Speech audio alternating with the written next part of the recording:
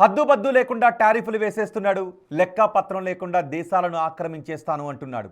ఐక్యరాజ్య సమితితో అవసరం లేదంటాడు. దానికి ఆల్టర్నేట్గా ఓ బోర్డు తీసుకొచ్చి దానికి చైర్మన్గా తానే ఉంటాను అంటాడు. రష్యా దగ్గర ఆయిల్ కొంటే ఎడాపెడా సుంకాలు వేసేస్తాడు. ఇలా ఒకటా రెండా ట్రంప్ లీలలు తక్కువగా లేవు. ఇదంతా తెలిసి చేస్తున్నాడో లేక తెలియక చేస్తున్నాడో, తెలుసుకోవాలని చేస్తున్నాడో తెలియదు, కానీ ఎఫెక్ట్ మాత్రం ఎర్త్ మొత్తం పడుతోంది. ట్రంప్ని కనుక ఇలాగే వదిలేస్తే ప్రపంచం అతని గుప్పిట్లోకి వెళ్ళిపోతుందా?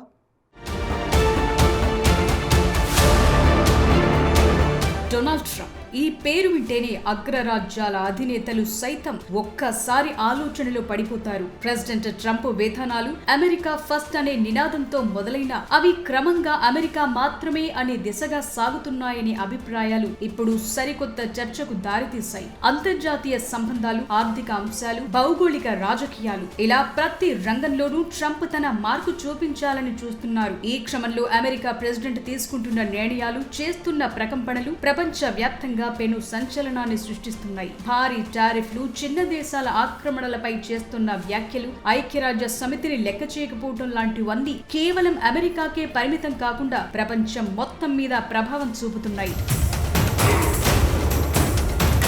ట్రంప్ ప్రధాన ఆయుధం టారిఫ్. రష్యా, చైనా, భారత్ అనే తేడా లేకుండా అనేక మిత్ర దేశాలపైన భారీగా సుంకాలు విధించారు. రష్యా నుంచి ఆయిల్ కొన్న, ఇతర దేశాలతో వ్యాపారం చేసిన, వాణిజ్య లోటు ఎక్కువగా ఉన్నా తన మాట వినకపోయినా అదనపు సుంకాలు అధిక స్థాయిలో తప్పవనే హెచ్చరికలు పరోక్షంగా ప్రపంచ వాణిజ్యాన్ని శాసిస్తున్నాయి. ఇది గ్లోబల్ సప్లై చైన్ ని దెబ్బతీసి సామాన్యుడిపై ధరల భారాన్ని పెంచే ప్రమాదం వైపు తీసుకెళుతోంది. ఇప్పుడు కూడా గ్రీన్లాండ్ విషయంలో అమెరికాకు మద్దతు తెలపని దేశాలపై 10% అదనపు సుంకాలను విధిస్తున్నట్లు ప్రెసిడెంట్ డొనాల్డ్ ట్రంప్ చేసిన ప్రకటన సంచలనంగా మారింది. డెన్మార్క్ తో పాటు ఐరోపా దేశాలైన France, Germany, Sweden, Norway, Finland, Netherlands, Britain పై అదనపు సుంకాలను ప్రకటించారు. ఇవి ఫిబ్రవరి 1 నుంచి అమల్లోకి వస్తాయన్నారు. అప్పటికి దిగి రాకపోతే జూన్ నుంచి ఆ సుంకాలను 25% పెంచుతామని హెచ్చరించారు. తన నిర్ణయాలను ప్రశ్నించే దేశాలపై ట్రంప్ ఇలా దెబ్బ కొడుతున్న అందరినీ ఆలోచింపచేస్తోంది.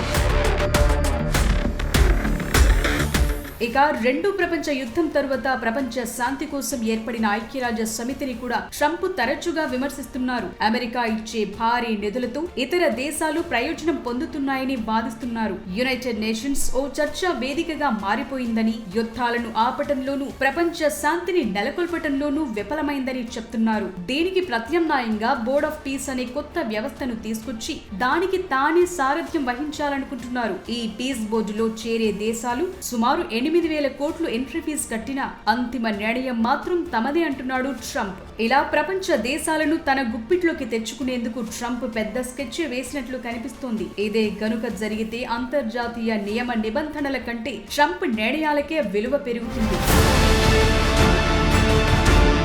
వెనెజుయేలాలో ఆపరేషన్ సదరన్ స్పియర్ నిర్వహించి ఆ దేశాధినేత నికోలస్ మదురోని బంధించడం, ఇరాన్ పైన దాడులు చేస్తామని హెచ్చరించడం, గ్రీన్లాండ్ ని పూర్తిగా తమ ఆధీనంలోకి తీసుకుంటామని చెప్పటం లాంటి ప్రకటనలు కలకలం రేపుతున్నాయి. వివాదాస్పద ప్రాంతాలపై ట్రంప్ చూపే మొండితనం అంతర్జాతీయ సమతుల్యతను దెబ్బతీస్తోంది. రష్యా ఉక్రెయిన్ యుద్ధంలోనూ, నాటో కూటమి విషయంలోనూ ట్రంప్ అనుసరిస్తున్న తీరు ఐరోపా దేశాలను భయపెడుతోంది. ట్రంప్ తీసుకునే నిర్ణయాలు చాలా వరకు అస్తవ్యస్తంగా కనిపిస్తాయి. ఈ అన్ప్రెడిక్టబిలిటీనే ఆయన బలంగా మార్చుకుంటున్నారు. ప్రపంచ దేశాలకు తన తదుపరి అడిగేంటూ ఊహించలేనప్పుడు వారు డిఫెన్స్ లో పడిపోతారు. ఈ వ్యూహమే ట్రంప్ తన పంతం నెగ్గించుకునేందుకు ఉపయోగపడుతోంది. అందువల్ల ట్రంప్ ని గనుక ఇలాగే వదిలేస్తే ప్రపంచం మొత్తం అతని నియంత్రణలోకి వెళ్లిపోతుందనే ఆందోళనలు మొదలయ్యాయి. అయితే ప్రపంచం ఇప్పుడు ఒకప్పటి పరిస్థితుల్లో లేదు. చైనా ఆర్థికంగా బలంగా ఉంది. భారత్ వేగంగా ఎదుగుతోన్న శక్తిగా ఉంది. ఐరోపా దేశాలు తమ ఉనికిని కాపాడుకోవాలని చూస్తున్నాయి. ట్రంప్ గనుక ఇలాగే అతిగా ప్రవర్తిస్తే ప్రపంచ దేశాలన్నీ కలిసి అమెరికాకు ప్రత్యామ్నాయ మార్గాలు వెతుక్కునే అవకాశం ఉంటుందన్నారు అంతర్జాతీయ విశ్లేషకులు. ఏదేమైనా ట్రంప్ విధానాల ప్రభావం భూమిపై ఉన్న ప్రతి దేశం మీద పడుతుందన్నది మాత్రం వాస్తవం. ప్రతి దానికి ఓ లిమిట్ ఉంటుంది. ఆ లిమిట్ ట్రంప్ కూడా ఉంటుంది. కానీ ట్రంప్ తన లిమిట్లో తాను ఉండడం లేదు. తనే కొత్త లిమిట్స్ని సెట్ చేసుకోవడానికి ట్రై చేస్తున్నాడు. దీంతో ప్రపంచ దేశాలన్నీ ఇరకాటంలో పడుతున్నాయి. అందుకే దీనికి చెక్ పెట్టాల్సిన సమయం ఆసన్నమైంది. ట్రంప్ను ఆపాల్సిన టైం వచ్చేసింది అనే చర్చ ప్రపంచవ్యాప్తంగా మొదలైంది. అమెరికాను అంతర్జాతీయంగా ఏకాకిని చేస్తే తప్ప ట్రంప్కి బుద్ధి రాదు అనే టాక్ వినిపిస్తోంది. కానీ అమెరికాను ఆపేదెవరు? ట్రంప్ నిర్ణయాలు ఎప్పుడు ఎలా ఉంటాయో ఎవరు ఊహించలేరు. చివరికి ట్రంప్ కూడా సాధారణంగా ఏ దేశాధినేతనైనా కొన్ని దౌత్యపరమైన పరిధులు, అంతర్జాతీయ నియమాలు కట్టిపడేస్తాయి. కానీ ట్రంప్ అలా కాదు.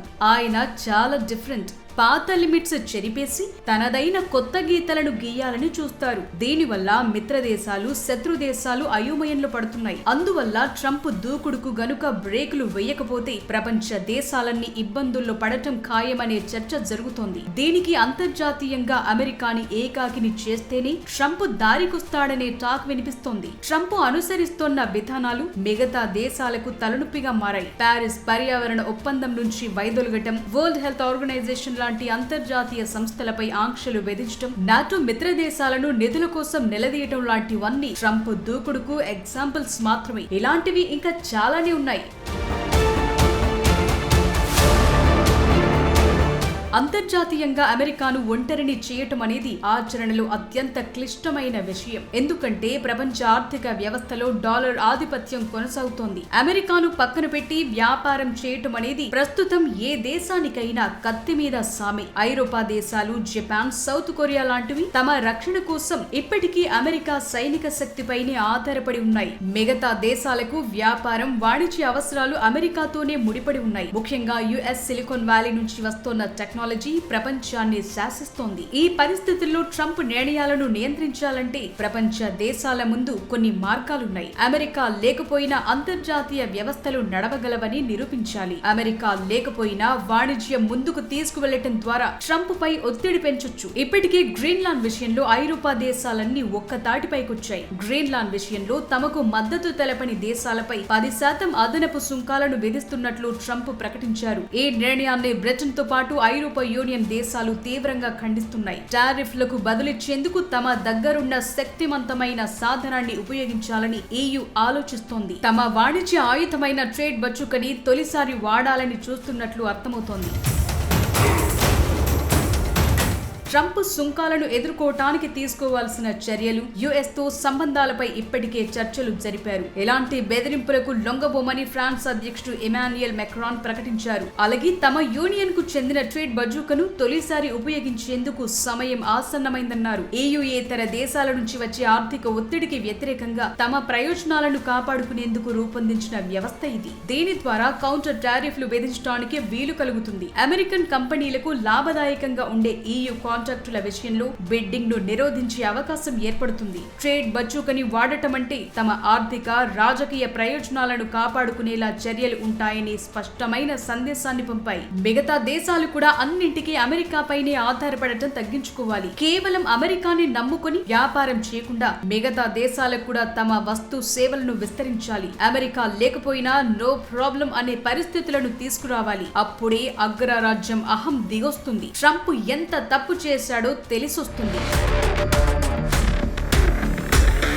అమెరికాతో సంబంధం లేకుండా యూరోపియన్ యూనియన్, క్వాడ్, బ్రిక్స్ లాంటి కూటములు బలోపేతం కావాలి. అమెరికా ఆధిపత్యాన్ని తగ్గించేందుకు ఈ కూటములు ఆర్థిక లావాదేవీలను పెంచుకోవాలి. అమెరికా ఆర్థిక ఆంక్షల నుంచి బయటపడాలంటే అంతర్జాతీయ వాణిజ్యంలో డాలర్ వినియోగాన్ని తగ్గించే దిశగా దేశాలు అడుగులు వేయాలి. అప్పుడే అమెరికా బెదిరింపుల ప్రభావం తగ్గుతుంది. ట్రంప్ ని ఆపితేనే ప్రపంచ శాంతి, దేశాల మధ్య సహకారం స్థిరంగా ఉంటుంది. ఏ ఒక్క వ్యక్తి గాని, దేశం గాని ప్రపంచ నియమాలను తనకు నచ్చినట్లు మార్చేయటం మొదలు పెడితే అది అరాచకానికి దారితీస్తుంది. అందుకే ప్రపంచ దేశాలన్నీ ఏకతాటిపైకొచ్చి ప్రెసిడెంట్ ట్రంప్ కి వ్యతిరేకంగా గళమెత్తాల్సిన సమయం ఆసన్నమైంది. తెలివైన దౌత్యం, బలమైన ఆర్థిక ప్రత్యామ్నాయాలతో ట్రంప్ దూకుడుకు చెక్ పెట్టాలి. అప్పుడే అమెరికా కంట్రోల్లో ఉంటుంది. ప్రపంచం ప్రశాంతంగా ఉంటుంది.